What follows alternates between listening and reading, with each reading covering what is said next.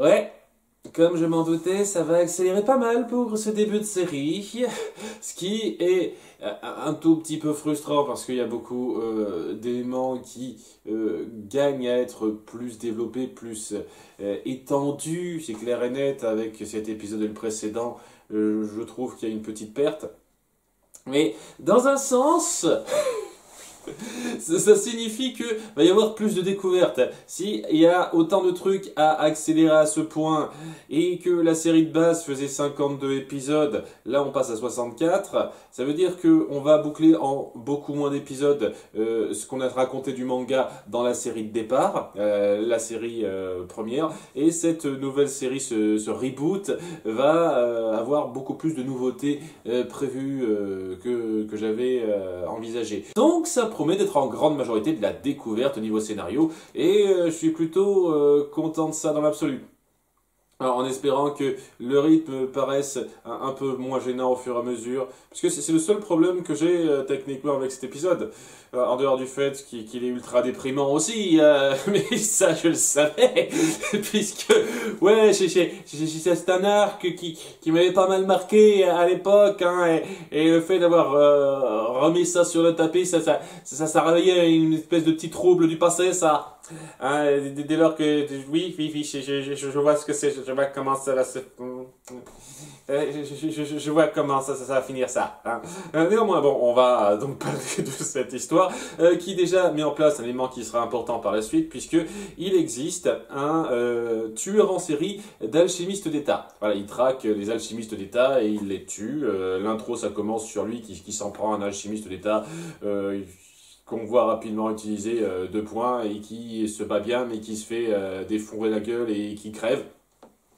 Et donc il y a ce mystère qui se crée autour de ce tracker, de ce tueur qui sera sans doute pas simple à combattre auprès donc de l'armée des responsables, notamment le lieutenant Hughes qui va être un peu chargé de cette affaire, secondé par Armstrong, qui réfléchira un petit peu sur la chose, qui essaieront de mettre un petit peu en avant aussi la considération des gens eu égard de l'armée, des alchimistes qui les servent, sur le fait qu'après la grande bataille d'Ishtar, ou je sais plus quel nom exact a été dit, mais bon, je suis sûr que ça reviendra par la suite. Donc, suite à ça, les gens ont plus trop confiance envers l'armée et donc ont cette espèce de crainte qui donc est un petit peu manifestée par ce gars qui veut s'en prendre aux alchimistes d'État qui représentent le gouvernement, et c'est une sorte de voix du peuple. Il voit un petit peu une voix du peuple dans ces actes-là.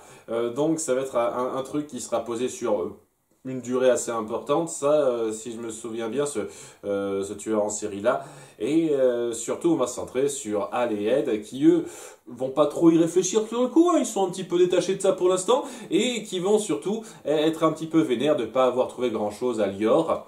Et il y a Roy Mustang qui leur dira, écoutez, si vous cherchez à savoir plus sur la transmutation humaine qui pourrait vous aider peut-être à retrouver votre corps, et ben il existe un alchimiste d'État qui s'appelle Shao Tucker, qui se fait surnommer le grand tisseur ou un truc comme ça, et qui est reconnu pour avoir fait des travaux assez révolutionnaires en matière de chimères. Il a su créer des chimères assez fortes, dont une il y a 2 ans, qui avait la capacité de comprendre le langage humain et de parler un petit peu. Même si cette chimère, la seule chose qu'elle disait, alors qu'on l'écoutait parler, c'était « tuez-moi » en boucle. Ce qui n'a éveillé aucun soupçon à l'époque, je tiens à le préciser. Personne n'a fait de recherche particulière sur comment il a réussi à avoir ce résultat-là avec une chimère entre 2 animaux, semble-t-il. Et ça montre aussi que l'armée, elle fait pas gaffe à tout, hein. Parce que bon, à leur place, je me dirais, c'était quoi le processus exactement pas dites-nous tous vos secrets, mais quand même, donnez-nous des pistes. Apparemment, ils ont pas cherché très loin, hein, quand on voit la révélation de plus tard. Enfin bref, il se pose pas plus de questions que ça, le fait que ce soit un petit peu glauque, que cette chimère qui parle n'ait eu que tuer-moi en tête, et qu'elle ne se soit pas nourrie pour crever de faim un petit feu, ça ne les interpelle pas plus que ça. Ils se disent, ok, on va voir auprès de ce gars-là, pour faire des recherches dans sa bibliothèque bien fournie, alors que voilà, on découvre un petit peu le gars et sa petite famille. Il a un gros chien qui est assez poilu, qui est assez mignon, et sa petite fille, il est toute choupie comme tout. Il s'amuse assez vite avec Al et Ed alors qu'ils font des recherches. Et que voilà quoi, ils se disent il faut qu'on trouve quelque chose, mais ils se détendent un petit peu à son contact en voyant que ouais, c'est une petite fille joueuse, que le chien participe aussi, et il y a ce moment très très doux de détente où on voit quand même qu'on a affaire à des adolescents qui ont besoin de décompresser un petit peu malgré tout. Ce genre de choses, j'aurais pas été contre que ça s'étende sur 2 épisodes, tout comme la détresse de Tucker qui est un peu mis au pied du mur parce que il a une évaluation tous les ans par l'armée pour pouvoir conserver son titre ou pas. Un titre, c'est quand même assez prestigieux, ça rapporte de l'argent, hein, ça permet de vivre quoi. Et donc l'année dernière, ça s'est pas super bien passé, il n'a pas eu des résultats très, très probants. Et donc, s'il réussit pas cette année, ça va mal se passer. Et on essaye d'appuyer un petit peu le drame du personnage. Il a sa fille dont il faut qu'il s'occupe. Il y a leur mère qui est partie il y a 2 ans de ça, et donc il n'y a plus que cette petite famille-là qui est faite, et ouais, on a un petit peu de peine pour lui, et c'était un peu ce que je ressentais la première fois, hein, je vous cache pas, et maintenant que je revois cette histoire-là en sachant ce qui se passe à la fin, disons que c'est difficile d'avoir de la peine pour lui, hein, c'est un petit peu difficile, hein, mais bon, hein, on va en parler dans pas très longtemps ça, et il y a donc la fille qui parle aussi à Al et Ed, de sa relation avec son père, comme quoi il l'aime beaucoup, etc.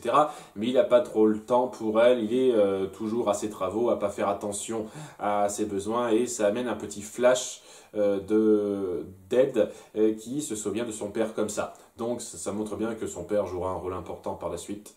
Et une fois de plus, je ne me souviens pas de ce que j'ai vu de la première série, qu'on ait grandement développé ça en détail jusque là où je suis allé, donc ça pourrait être une surprise si on joue là-dessus par la suite de façon intéressante.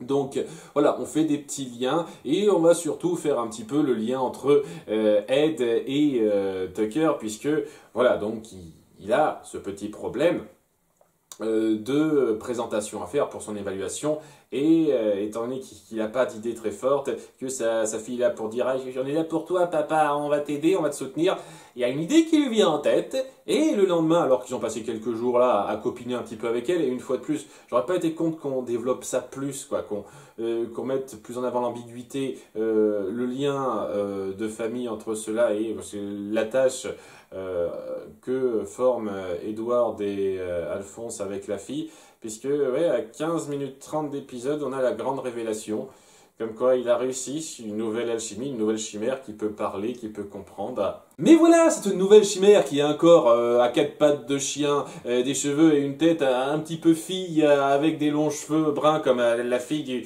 du gars, semble reconnaître Al et Ed. En ne sachant pas bien s'exprimer, parce que voilà, c'est quand même quelque chose de pas simple, quoi. C'est pas non plus quelqu'un qui s'exprime avec un français parfait, etc. Enfin, un japonais parfait selon la langue avec laquelle vous suivez ça.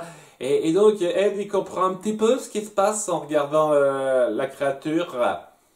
Qu'au bout du compte, ben, cette chimère, ben, c'est la chimère d'un chien et d'un être humain. Un être humain qu'ils ont connu très bien durant ces derniers jours. Et ouais, tout d'un coup le mec devient beaucoup moins sympathique hein, quand on voit qu'il a fait ça. Hein. On essaye de le rendre un petit peu touchant au début, mais là non. Et puis donc Ed il comprend ça, il comprend qu'il y a 2 ans il a fait pareil avec sa femme. Les indices auraient pu être très forts aussi si on avait joué là-dessus sur 2 épisodes. C'est pour ça que ça n'a pas autant de poids, autant de force que la première fois que j'ai vu ça dans la première série, une fois de plus. Ça a cette force de rappel, mais ça n'a pas autant d'impact que si je l'avais découvert ça seulement à travers cette série. C'est pour ça que dans un sens je suis un peu content d'avoir le point de comparaison avec la série de départ, pour voir quand même à quel point c'est important de bien savoir rythmer un récit et surtout donner de l'impact à son twist final. Un twist final, ça a de l'impact quand on prend la peine de vraiment développer le récit avant. Et je dis pas que c'est mal développé, je dis juste que dans le cas précis de ce reboot, c'est c'est un tout petit peu moins fort parce qu'on a eu un temps plus limité pour absorber la situation et s'attacher à cette fille. Donc, ouais, ça reste super choquant et super triste, hein, évidemment. Ça m'a tiré une larme, comme la première fois. Mais, ouais, c'est clair et net que je suis content d'avoir découvert cette expérience. Enfin, content. Je suis reconnaissant d'avoir pu apprécier cette expérience la première fois dans quelque chose qui a pris plus son temps. Et je pense que c'est ce que j'aurais à dire sur pas mal d'arcs qui, je sens, seront raccourcis en termes de rythme par la suite. Donc, ouais, ça n'empêche que c'est un moment super fort qui appuie la mentalité d'Ed qui n'accepte pas ça, évidemment, quoi. Le mec est devenu complètement zinzin.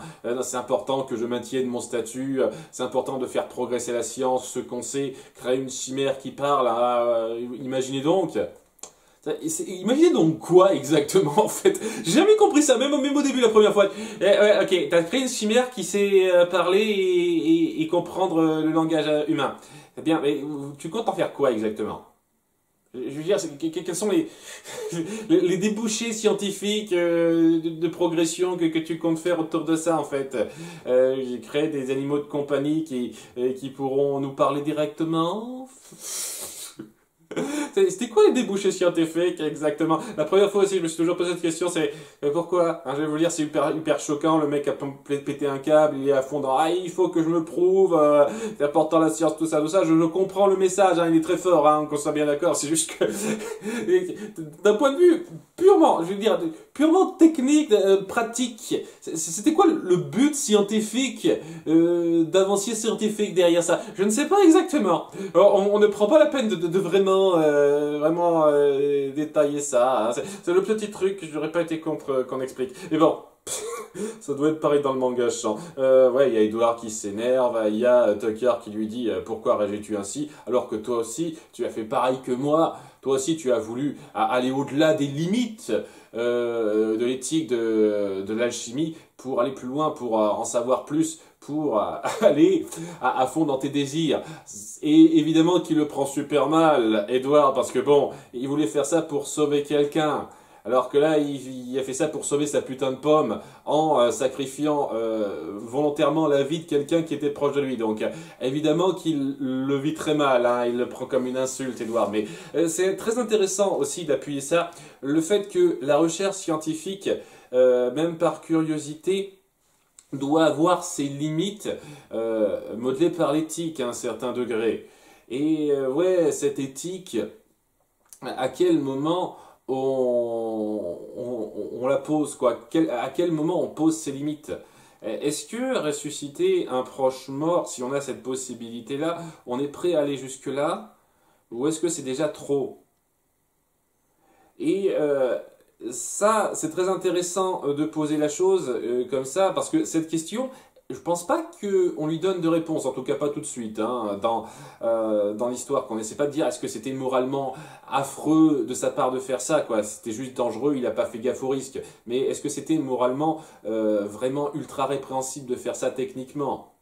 Ça, la question se pose. Et pour contrebalancer ça, on essaye de montrer quelqu'un qui a un peu le même raisonnement que lui, mais à un niveau beaucoup plus répréhensible, beaucoup plus grave. Sacrifier une vie pour ses propres bénéfices, juste pour un peu de reconnaissance en fait. Là, à ce moment-là, peu de gens viendront dire que c'est une chose qui peut se débattre, que c'est moralement ambigu. Ce qu'il a fait est atroce, ce gars. Et mettre ça en avant en comparaison à Edward pour amener, je trouve, cette réflexion de jusqu'où va le code moral dans l'application de la science ou la technologie de ce qu'on peut faire en fait, pas forcément la science en règle générale. Je trouve ça intéressant. Je trouve ça très intéressant, la façon dont c'est montré. Et j'aime beaucoup qu'on essaye de mettre ça à travers ce gars qui se berce d'illusions en se croyant au même niveau qu'Edward alors qu'il y allait clairement plusieurs crans au-dessus. Donc très intéressant. Et donc ouais, la colère d'Edward par rapport à ça est totalement justifiée. Il manque de le buter en le cognant. Il y a Alphonse qui l'empêche d'aller plus loin et on le maintient sous résidence surveillée avec sa fille après coup.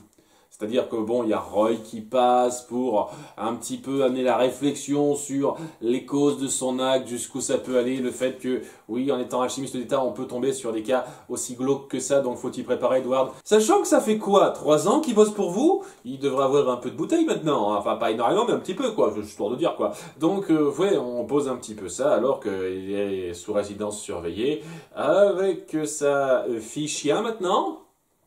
Bon, on le laisse la garde de sa fille après ce qu'il a fait, ok, je sais pas, moi à la place des responsables, je me dirais peut-être on essaierait de confier ça à quelqu'un, enfin cette pauvre fille à quelqu'un d'autre, mais bon, ok si vous voulez, tandis que, ben, en essayant de faire le raccord avec l'intro de l'épisode, et ben il y a le tueur d'alchimiste de l'État qui arrive, il s'est débarrassé de la garde devant chez lui pour pouvoir le tuer, hein, comme les autres, en disant qu'il s'est détourné de la voie de Dieu et qu'il le mérite. Dans le sens où il mérite de crever, hein, totalement. Totalement avec toi sur ce coup, hein, mon vieux. Et ouais, ça appuie aussi le fait que c'est quelqu'un qui a l'air d'être parti sur le domaine de la foi, c'est-à-dire Dieu est plus important que la science, ou du moins la science montrée par le régime qui est en place, et il faut que je punisse ces gens-là. Et ça essaye de filer, je pense, ce qui est le thème principal de cette série, de ce que je m'en souviens en termes de réflexion sociale, philosophique, c'est-à-dire ouais, le conflit entre la foi et la science, la religion et la science, parce que bon, on dit Dieu, c'est clair et net qu'on essaye de dépendre de la chrétienté là. Ce qui fait que oui, certaines personnes risquent de mal prendre cette série. Je connais quelques-uns de mes abonnés qui risquent de dire ah, j'aime pas trop cette série parce que ça dit du mal de la chrétienté. Donc, et libre à vous, que voulez-vous. Mais moi j'aime bien qu'on essaye de poser ce genre de dilemme, de conflit dans des œuvres fictives. On essaye de poser une réflexion assez poussée. Et j'avoue que c'est un thème qui me plaît bien à découvrir, en espérant que ce sera vraiment traité avec une certaine justesse au fur et à mesure. Mais ça on verra par la suite. En tout cas, ouais, en termes d'histoire, cet épisode est super fort, ultra impactant. En termes de rythme, c'est une fois de plus ce qui l'empêche d'être aussi puissant qu'il pourrait l'être, parce que voilà, il fallait plus de temps pour raconter ça pour moi. Mais je pense que ça va être le cas pour pas mal des intrigues qu'on aura par la suite, donc j'ai évité de trop radoter là-dessus. À bientôt pour le ou les épisodes suivants, sans doute parce que j'ai le sentiment que ça va enchaîner des intrigues assez vite sur un épisode à la suite. On verra bien. Bye!